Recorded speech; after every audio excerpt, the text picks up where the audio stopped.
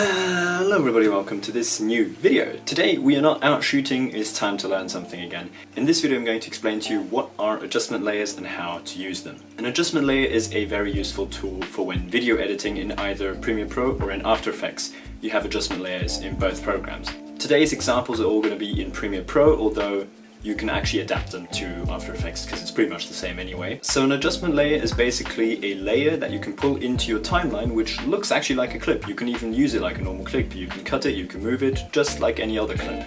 The only difference is though, if you only have an adjustment layer in your timeline, you won't see anything. You're still going to have a black screen. And that is because the main use of the adjustment layer is to make adjustments to it, which will then be adapted to all the layers which lie beneath the adjustment layer. So let's say you have a long video in which you talk a lot, just like the videos that I make in which I talk a lot, and you have a lot of cuts because you tend to ramble around a lot and you want to shorten the video, so you cut out certain parts in which you just don't talk. This, for example. When you actually have a blackout and you don't know what to say, and this happens, this is what I would usually cut out. So when you've done all the editing and you've got all the cuts and the speaking seems alright now and you can actually almost export the video, you usually still want to grade your footage because it looks better and it improves the overall look of your video. So instead of actually going onto each and every clip and color grading each one, you can just color grade the adjustment layer and all the clips underneath the adjustment layer will be graded with that grading. So to do this you need to create the adjustment layer, which you do with this little icon down here. If you click that you get a list of things that you can create, and in this case you choose adjustment layer.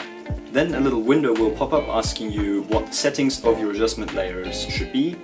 Usually you can ignore it, you just press OK, because if you've got your sequence settings correct, then this will just be the same as those and it'll be fine. In case you're a beginner and have absolutely no idea what the sequence settings are, if you go to the top, go to sequence and then to sequence settings, you can see your sequence settings, which are basically just the settings in which you are editing. And also the settings that your video is going to have when you export it. So let's say you're editing a normal full HD video in 25 frames per second, and then those are your settings. In the sequence settings you can set 25 frames per second and you can set full HD. But if you're editing in 4K, then of course the sequence setting should not be in full HD, but in 4K. Anyway, after you pressed OK on that little window that you get when you want to create your adjustment layer, you'll find the adjustment layer in your box down there with all your clips, and then you can just pull it into your timeline just like any other clip. Then just extend or shorten the adjustment layer according to the clips that you want to color grade, and then put the grading on to your adjustment layer, because that grading will affect all the clips that lie beneath the adjustment layer. So you can do this with as many layers as you want. So if you have 3 different layers underneath your adjustment layer, those are still all going to be affected by that grading. And of course grading is not the only thing that you can do with the adjustment layer.